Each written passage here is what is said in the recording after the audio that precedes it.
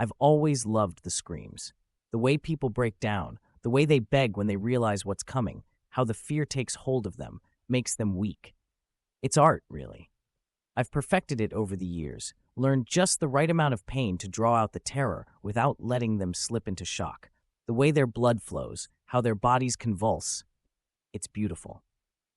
But now, for the first time, I'm the one who's afraid. It all started like any other hunt. I found her walking alone late at night. She was the perfect target, pale skin, dark hair, dressed in an old-fashioned black dress that clung to her tiny frame. She looked like a lost soul, fragile, helpless, like she didn't belong in this world. And that's what I liked about her. I followed her for a few blocks, my pulse quickening. She didn't seem to notice me, didn't speed up or glance around nervously like most people do when they sense someone behind them. No, she just glided forward, silent and calm. That should have been my first warning, but I was too hungry for it. I grabbed her from behind, pulling her into the alley. She didn't even resist. Just let me drag her like she was going along for the ride.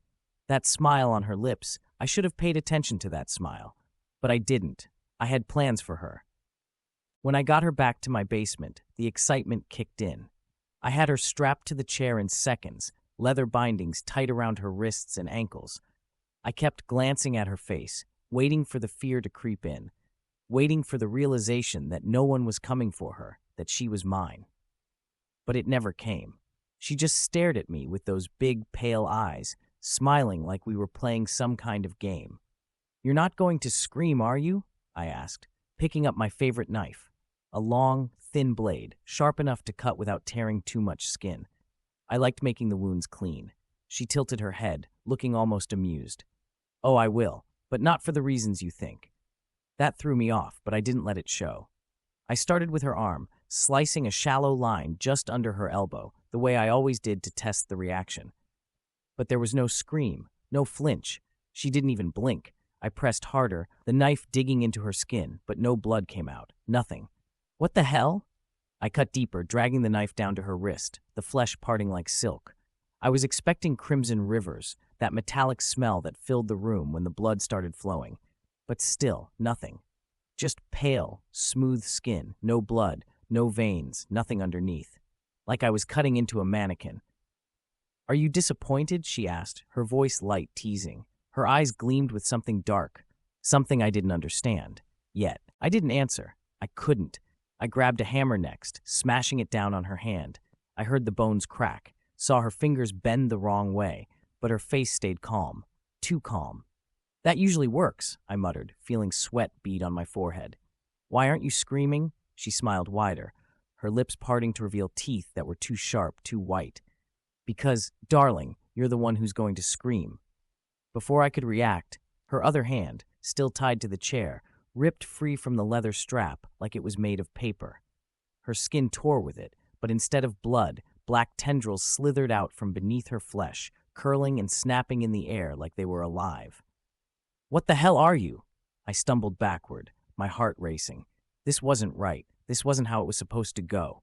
"I'm so glad you asked," she said softly, standing up, the straps falling away from her ankles. As she rose, her skin began to peel back, long black veins crawling up her neck and down her arms. Her eyes darkened to pure black, reflecting the dim light of the basement. And those teeth, those sharp, jagged fangs, glinted in the darkness. I grabbed my blowtorch, flicking it on, the flame roaring to life. "Get back!" She laughed, her voice cold, cutting through the air like broken glass. "You really think that's going to help?" I didn't have time to react before she lunged, moving faster than I thought possible. Her hand shot out, fingers curling around my wrist. I screamed as I felt the bones crack under her grip. The blowtorch fell from my hands, clattering to the floor. "Oh, I love it when they scream," she whispered, her lips brushing against my ear as she dragged me closer. "Let's see what else you can do." She pulled me down onto the floor, pinning me under her. I tried to fight back, tried to push her off, but she was too strong. I could hear the bones in my chest cracking as she pressed harder, her weight unbearable. With one smooth motion, she tore open my shirt and dragged her nails, sharp like claws, across my skin. I felt the flesh split open, felt the blood run down my sides, warm and sticky. But it wasn't the pain that terrified me. It was her eyes. They glowed with hunger, an ancient hunger I couldn't begin to comprehend. "Let's see what's inside, shall we?" she purred, her fingers digging into the wound, pulling at my skin. I screamed again, louder this time, my body convulsing as she peeled back the layers of muscle like she was unwrapping a gift. I felt her fingers curl around my ribs, felt them snap one by one as she pried my chest open. The sound was sickening, a wet, crunching noise that echoed in the room. Blood filled my mouth, my vision blurring, but I could still hear her, still feel her. "Don't die on me just yet," she whispered, leaning down to lick the blood from my lips. "We're just getting started." I couldn't scream anymore. I couldn't move.